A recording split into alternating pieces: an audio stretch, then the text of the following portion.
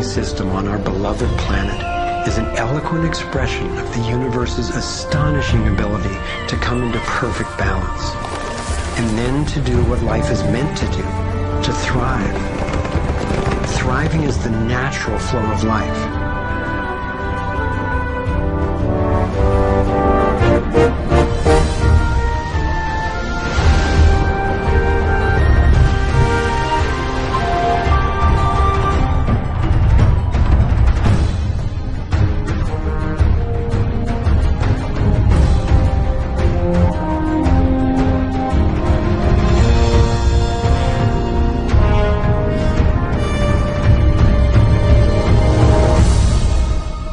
Consider what is surely one of the greatest wonders of all, how a tiny egg and a single irrepressibly plucky sperm can unleash a process that brings forth in the end another one of us, a being of vast ability and unlimited potential, with a brain capable of complex and soaring self-reflection, legs made to dance and run, fingers nimble enough to weave a basket, play a violin, caress a face. If nature teaches us anything, it is that life is meant to work, and that like every living thing, our purpose is to thrive.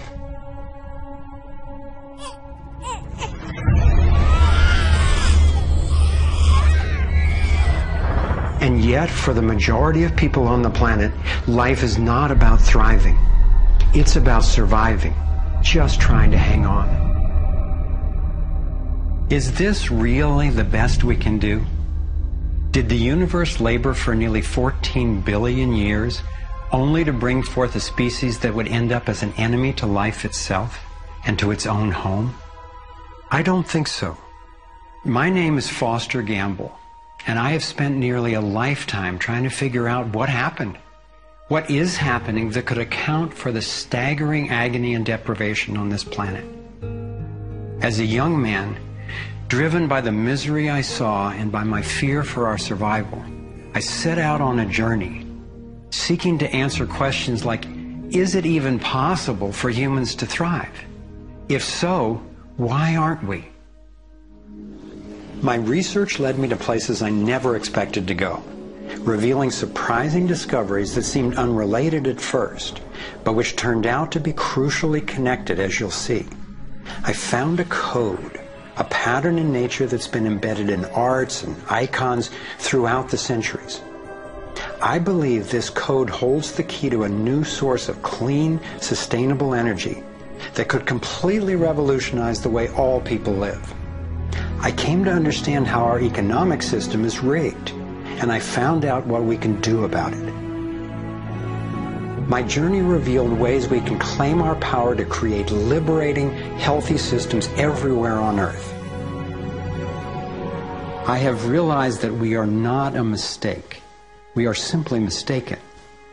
We've been blinded to our brilliance, shorn of our strength, ignorant of our genius, unaware of our true power and magnificence. But all that is about to change. I invite you to share with me the highlights of my unlikely journey.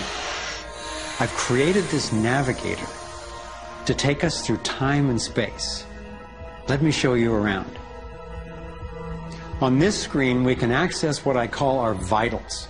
It's the critical data we don't get from the corporate media, which in the US has consolidated from 50 companies down to 5 in just over 25 years.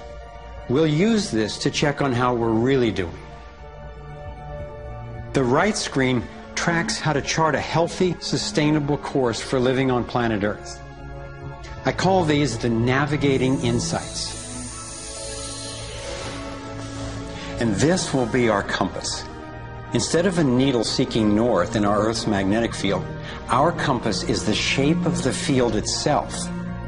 And that shape, as you will soon see, has amazing technological and social ramifications. After a lifetime quest, I've come to believe that this pattern actually holds the key to a world that works for everyone. So let's go.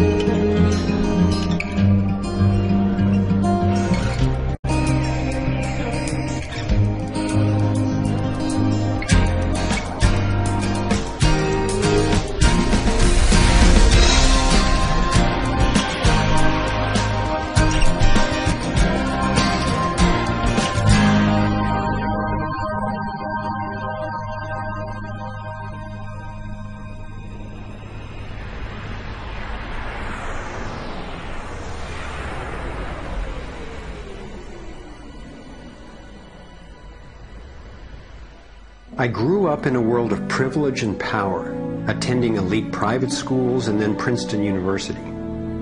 As a direct descendant of one of the founders of Procter & Gamble, I was groomed to be a leader in the establishment. But I chose a different path.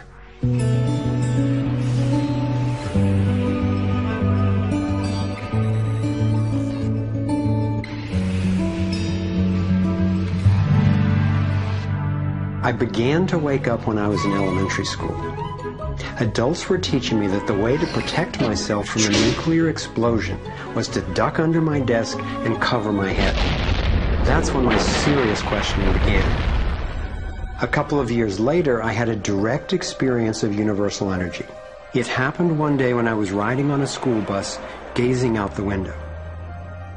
I had a vision of a whirlpool pattern, and I just knew that the flow of energy I was seeing was the same in an atom as in our entire solar system. I felt deeply that I, too, was somehow made of that same pattern. This vision was what originally got me into science, into trying to figure out how the universe works and how we humans fit into the overall pattern of life energy. Years later, I learned that the pattern I saw is known by some in the scientific world. It turns out that in 1921, Albert Einstein got a Nobel Prize for discovering that when energy is released in the universe, there are little packets of wholeness that emerge. This pattern actually tells us a lot about how life evolves. Considering the enduring wonders of creation throughout the universe, and how unsustainable so many of our human systems are, I figured learning how the universe creates and sustains life would actually be quite useful. Each of these little packets of wholeness that Einstein discovered, called a quantum, is made out of its surroundings, but is distinct within it, like a whirlpool in water. These packets are always the same pattern, no matter what size, and they are surprisingly relevant to issues as seemingly disconnected as the wars in the Middle East, the global financial collapse, and how to achieve justice for everyone. We're about to explore how. Mathematicians call this pattern the torus. The energy in a torus flows in through one end, circulates around the center, and exits out the other side. It's balanced, self-regulating, and always whole. I was first officially introduced to the torus by scientist and inventor Arthur Young. Futurist Dwayne Elgin explains how the torus is the primary pattern that nature uses for life at every scale. Evolution means to unfold, to roll out. So the question is, what is the universe rolling out? And what the universe is rolling out is self-organizing systems, and you can see this at every scale. Self-organizing system is a technical term for just a system getting a hold of itself, knowing itself, essentially. And if we go to nature, we can look at and we can see these self-organizing forms throughout. We can see it in the cross-section of an orange, the cross-section of an apple. We can see it in the dynamic nature of a tornado. We can see it in the magnetic field around the Earth, a similar magnetic field around an individual. We can see it in the structure of an entire whirlpool galaxy. We can see it in the structure of a small atom. At every scale, throughout its entire history, the universe has one single project. It's growing toruses. The universe is a torus growing factory.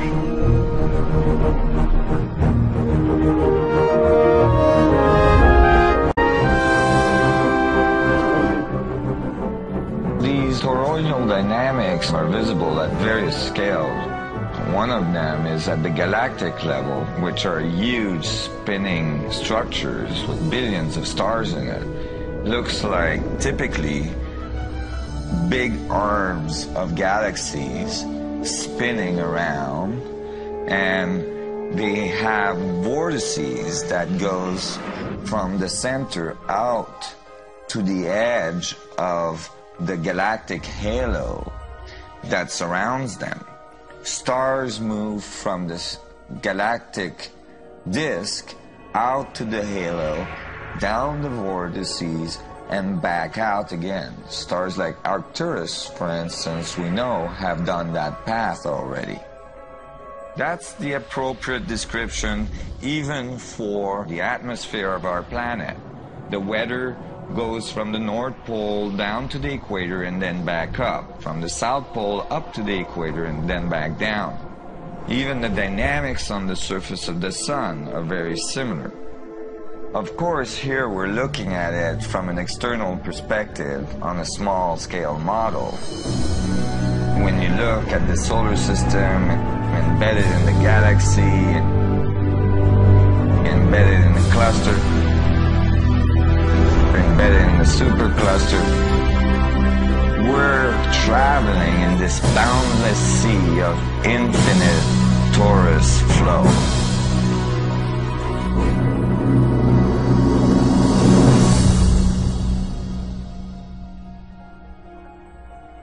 The torus is like the breath of the universe.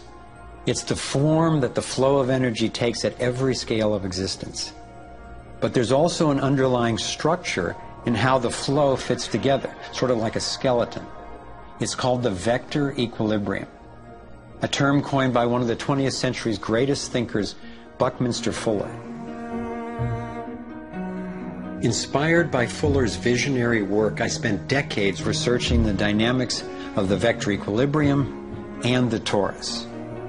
I became so excited by the potential of the toroidal energy form that in 1997 I co-founded a multidisciplinary think tank called the Sequoia Symposium to study the pattern and explore its applications. Our collected research convinced me that the torus and the vector equilibrium are primary patterns, fundamental to the creation of the universe at all scales. At the Sequoia Symposium gatherings, I learned of inventors who claimed they were using the torus dynamic as the basis for devices that generated energy without combustion. This revolutionary development Accessing what's sometimes called zero point or radiant or free energy is now being called most simply new energy technology. Given that so much of the suffering in our world is the result of lack of access to energy, I realized that free, unlimited, clean energy would be one of the greatest breakthroughs in history. It could not just improve, but actually transform the quality of life on this planet. So I began to wonder who else knew about this pattern, or about this powerful potential energy source. Some of the scientists at the symposium showed me how the torus has been encoded by different cultures for millennia. Apparently, ancient cultures had embedded this code in the most enduring forms then possible, in stories, in icons, in alphabets, and buildings. Here we are at one of the world's oldest sacred sites, the Osirian Temple at Abydos, Egypt. Very little writing is found in the Osirian Temple. However, there is one very significant piece of information in that temple. It is a very faint but clear and precise drawing. It's not etched into the rock, it's not carved, it's burnt into the atomic structure of the rock in some extraordinary way. Nassim has decoded the Osirian symbol in 3 dimensions. Since our world is not two-dimensional, it makes sense that codes relaying information about our world also wouldn't be limited to flat designs. His 3-dimensional version of the Osirian symbol starts with the vector equilibrium, a perfectly balanced force field with 12 equal energy lines radiating out. They stabilize its center like the 12 spokes of a wheel. The primary pattern of balanced energy flow around this structure is the torus.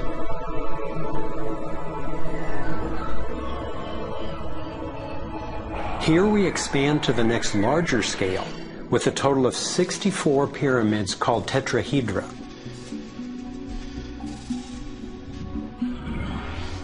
If we then put spheres in representing the toroidal energy field surrounding each of the pyramids, and then we drop away the pyramids, we end up with a matrix that is, amazingly, an exact overlay for the Osirian icon, a 3-dimensional model of the same pattern that was burned into the rock wall of the Egyptian temple thousands of years ago. Now we travel across continents, from Egypt to China, where the same geometry appears at another sacred site built in 1420. Then you go to the Forbidden City, where the sun gods reside, and where you find at the entrance the food dogs, the guardians of the knowledge. They guard the knowledge under their paw. The same geometry of 64 energy units is encoded again. I started wondering, is it just a coincidence that the exact same design appears in significant places on 2 different continents? But then Nassim showed me that this geometry of 64 is encoded time and again in cultures across the centuries and from all over the world. The Hebrew Kabbalistic tree of life creates the same structure we just saw, with the vector equilibrium again embedded at every level. The ancient Chinese system of wisdom called the I Ching is based on 64 hexagrams, symbols with 6 lines in a set, some continuous, some broken. These can be put together as the 6 edges of a tetrahedron, and together would form the 64 tetrahedron crystal.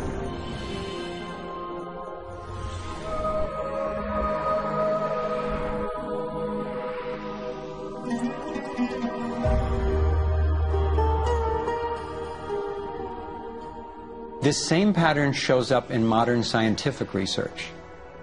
The double helix has an alphabet of 64 codons that are used to encode our human DNA. I had seen that there was advanced knowledge of the living geometry of the universe thousands of years ago. But how on earth did they know about it?